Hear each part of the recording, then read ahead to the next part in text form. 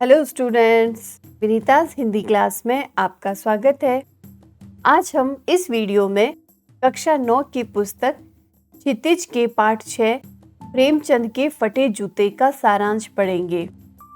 यह पाठ हरिशंकर परसाई जी द्वारा लिखित है, जिसमें इन्होंने प्रेमचंद के व्यक्तित्व की सादगी का वर्णन किया है। तो आइए पढ़ते हैं इस वर्णन को। लेट्स स्टडी पाठसार ऑफ प्रेमचंद के फटे जूते।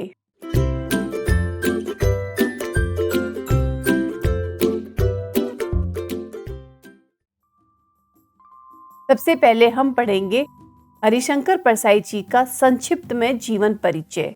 इनका जन्म स्थान होशंगाबाद, जमानी, मध्य प्रदेश है। जन्म 22 अगस्त 1922 को हुआ था और मृत्यु 10 अगस्त 1995 को हुई थी। इन्होंने कई रचनाएं लिखी जो आज भी हिंदी साहित्य में एक अभूतपूर्व स्थान रखती है।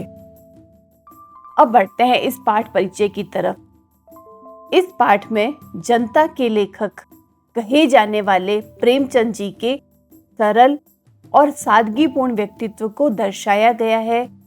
साथ में ही लेखक ने आज के लोगों की अवसरवादी प्रवृत्ति और दिखावे की संस्कृति पर करारा प्रहार किया है। आइए पढ़ते हैं इस बारे में आगे विस्तार से।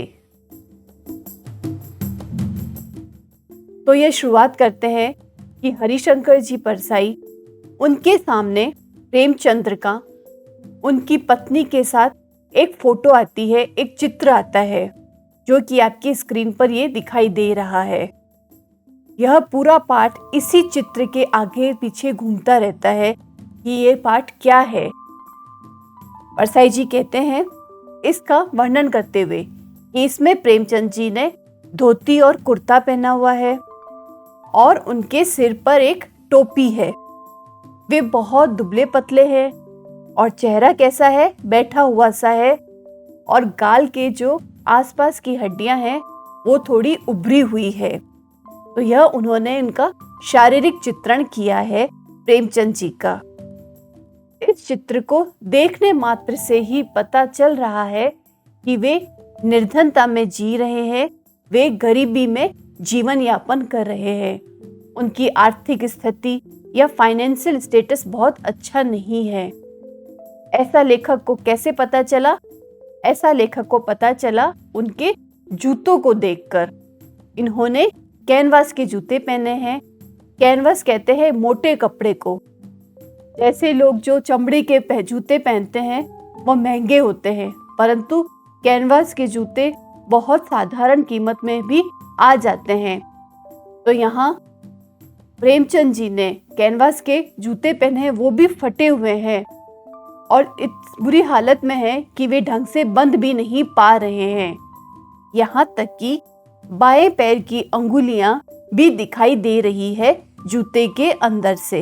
तो उनकी आर्थिक स्थिति इतनी ज्यादा खराब है कि वे एक महान कथाकार, उपन्यास सम्राट के रूप में जाने जाने वाले थे, परंतु फिर भी अच्छे जूते उनके पास नहीं थे और ऐसे जूतों में पहनकर उन्होंने एक फोटो खिंचवा ली, जिसका वर्णन परसाई जी ने इस पाठ में किया है। उनकी ऐसी हालत देखकर लेखक को चिंता हो रही है कि यदि उनकी, किसकी, प्रेमचंद जी की फोटो खिंचाते समय ऐसी हालत है तो वास्तविक जीवन में उनकी क्या हालत रही होगी। ऐसी चिंता लेखक को क्यों हुई? क्योंकि अमूमन लोग फोटो खिंचाते समय अच्छे से अच्छे कपड़े पहनते हैं, अच्छे से अच्छे गेटअप में आते हैं। आजकल तो फिर भी मोबाइल का जमाना है, जिसका जब मन चाहा उसने एक सेल्फी ले ली, फोटो ले ली। पर बच्चों, उस समय में फोटो खिंचाना कोई इतना आसान नहीं था। फोटोग्राफर को घर पे बुलाया जाता था, एक अलग तरह का माहौल होता था। स्पेशल फंक्शन वाले दिन ही फोटोग्राफर आते थे। उस समय में प्रेमचंद जी ने जब फटे जूतों में फोटो खिंचवा ली तो रियल लाइफ में या वास्तविक जीवन में उनकी क्या हालत रही होगी, ये सोच सोच कर लेखक को चिंता हो रही है। फिर अगले ही पल परसाई जी के दिमाग में आता है कि नहीं, प्रेमचंद जी कहीं दो तरह का जीवन जीने वाले व्यक्ति नहीं थे। ऐसा नहीं था कि घर में कुछ और बाहर कुछ और। उनकी दिखावा पसंद की प्रवृत्ति नहीं थी। आडंबर वाले व्यक्ति वे नहीं थे। उनके दोनों तरफ की जिंदगी एक जैसी ही रही थी। जैसे हम घर में अलग होते हैं, घर का हमारा गेटअप या कपड़े अलग होते हैं, और जब कहीं बाहर जाना होता है तो हम तुरंत नए कपड़े या नए ड्रेसअप डालकर बाहर निकलते हैं। परंतु प्रेमचंद जी को देखकर ऐसा लगता है कि जैसे वे घर में थे, जैसे वे रूटीन लाइफ में रहते थे, वैसे ही वे बाहर निकल जाते थे। उन्हें दिखावा पसंद नहीं था। फोटो में दिख रही तथा वास्तविक स्थिति में कोई अंतर नहीं रहा होगा। दोनों स्थितियां एक ही रही होगी। तभी तो फोटो में देखकर साफ लग रहा है कि वे कितनी लापरवाही से बैठे हुए हैं, एकदम निश्चिंत होकर।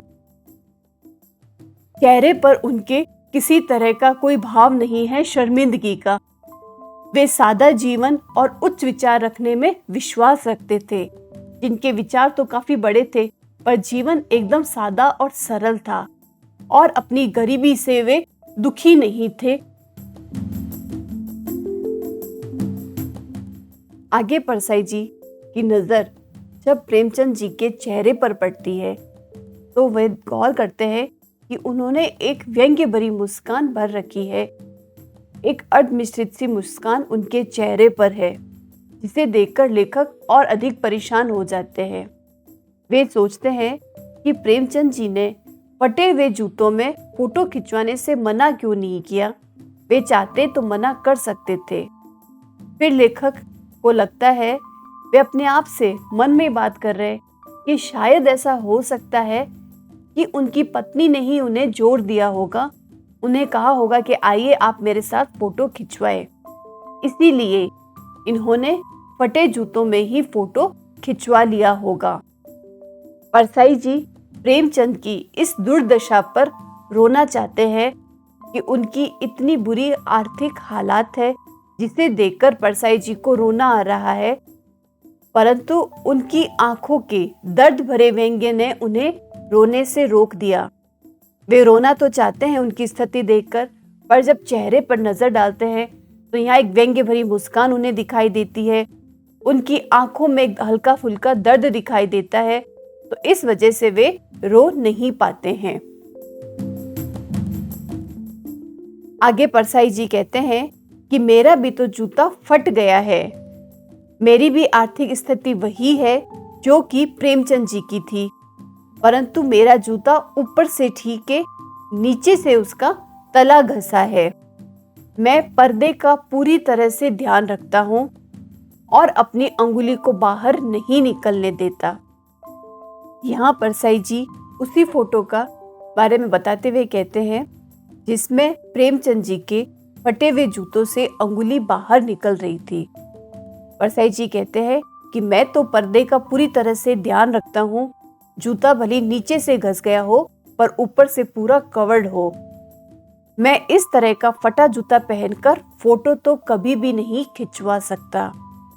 इसका हम और अधिक गहराई में जाएं तो यहाँ लेखक कहना चाहता है कि प्रेमचंद जी यह सोचते नहीं थे कि बाहर हम कैसे दिख रहे हैं। वे आडंबर पर विश्वास नहीं करते थे, परंतु मैं तो दिखावे को या आडंबर को मानता हूँ। मैं उसका पूर्ण रूप से ध्यान रखता हूँ, इसीलिए मैं इस तरह का फोटो कभी नहीं खिंचवाता। आगे परसाई जी उसके प्रेमचंद जी की व्यंग्य भरी मुस्कान देखकर आश्चर्यचकित है कि वे इस तरह की मुस्कान क्यों भर रहे हैं। इनकी इस व्यंग्य भरी मुस्कान का आखिर क्या मतलब हो सकता है। अब वे उसके साथ में प्रेमचंद जी की रचनाओं के बारे में तो जोड़ते हुए सोचते हैं कि क्या उनके साथ कोई हादसा हो गया, या होरी का गोदान हो गया, या हल्कू किसान के खेत को नील गायों ने चढ़ लिया, अथवा माधो ने अपनी पत्नी के कफन को बेचकर शराब पी ली है।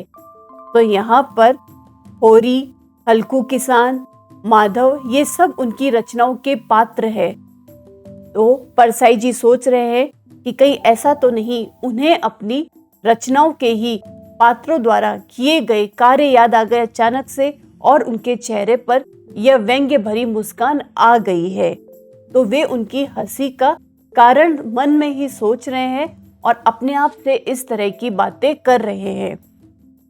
इसी मुस्कान का एक अन्य कारण ढूंढते हुए कहते हैं कि या फिर ये हुआ होगा कि महाजन के तगादे से बचने के लिए प्रेमचंद को लंबा चक्कर काटकर घर जाना पड़ा, जिससे उनका जूता घिस गया है।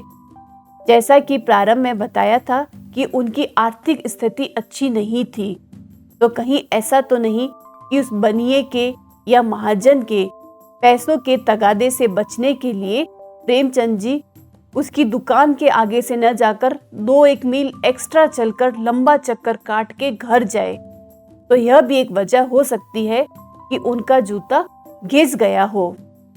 इसी संदर्भ में लेखक को याद आता है कि ईश्वर भक्त संत कवि कुंभन दास जी का जूता भी फतेहपुर सीकरी आने जाने से घिस गया था। कुंभन दास जी थे, वे भी जब फतेहपुर सीकरी आया जाया करते थे तब उनका भी जूता पूरी तरह से घिस गया था।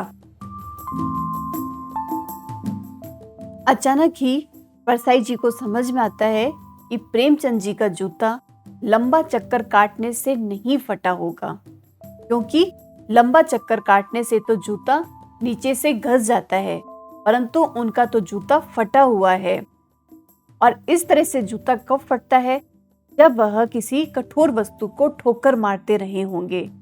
तो उनके जूते को देखकर साफ पता चलता है कि सारे जीवन उन्होंने कठोर वस्तुओं को ठोकरें मारी है। रास्ते में पड़ने वाले टीले से बचकर निकलने के बजाय वे उसे ठोकरें मारते रहे होंगे।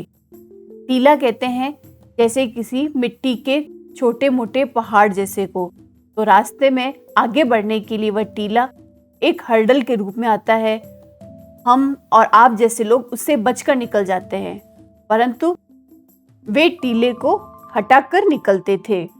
यहाँ पर टीले से तात्पर्य है सामाजिक बुराइयां, कुरीतियां, अन्याय, गलत आचरण और अनीतियां, क्योंकि ये ही मानव के सामाजिक विकास में अड़चन पैदा करती है। और प्रेमचंद जी को समझौता करना पसंद नहीं था। लेखक मानते हैं कि प्रेमचंद जी की अंगुली किसी घृणित वस्तु की ओर संकेत कर रही है, जिसे उन्होंने ठोकरे मार मार कर अपने जूते फाड़ लिए हैं। तो यहाँ लेखक परसाई जी कह रहे हैं कि उनके जो पांव की अंगुली है वह किसी वस्तु से जिससे वे अत्यधिक घृणा करते हैं उसकी ओर इशारा कर रही है। जैसी अनीति कुरीतियों के बारे में उन्होंने ठोकरे मार मार कर उनके ऊपर इशारे करके अपने जूते फाड़ लिए हैं। वे उन लोगों पर मुस्कुरा रहे हैं, अपनी व्यंग्य भरी मुस्कान उन लोगों को दे रहे हैं जो कि अपनी अंगुली को ढकने के लिए तलवे घिसते रहते हैं। तात्पर्य है कहने का कि जो बाहरी दिखावे के लिए या बाहरी आडंबर के लिए बिना बात की बेवजह की दौड़ धूप करते रहते हैं। जैसा वो है वैसा नहीं दिखाते, उससे ज्यादा अपने आप को दिखाना चाहते हैं। तो स्टूडेंट्स, हमने इस पाठ में देखा कि प्रेमचंद सादा जीवन और उच्च विचार रखने वाले लोगों में से थे। श्रृंगार और आडंबर से कोसों दूर थे। प्रेमचंद जी से आज के युवा को शिक्षा लेनी चाहिए जो फैशन परस्ती और बनावटी जीवन जीना चाहते हैं। उम्मीद है आपको ये वीडियो अच्छा लगा होगा। इसे अपने फ्रेंड के साथ भी शेयर करें और लाइक और कमेंट जरूर करें। Thank you and all the best.